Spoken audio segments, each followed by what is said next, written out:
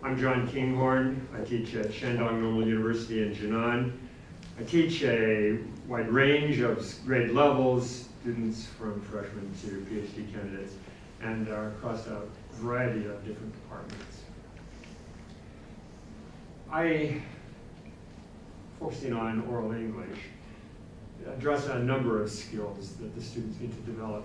But I fairly quickly in my first semester last year caught on that the students need a real focus on comprehension skills and extemporaneous speaking skills. So in an effort to address that, I use a number of tools, but one that I've developed that I found particularly effective is an extemporaneous debate format that I've devised. It includes a modest amount of cross-examination, and the entire debate is over and finished in 10 to 15 minutes. I give my students some training at the beginning of the semester in the use of the debate format that we'll use in class, but except for that, the only advanced preparation they have is to divide into teams of 3.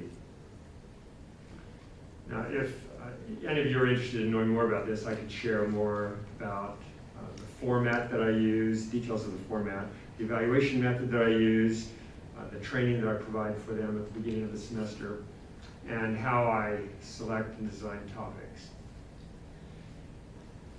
This is very challenging for my students, but this is an amazing growth opportunity for them.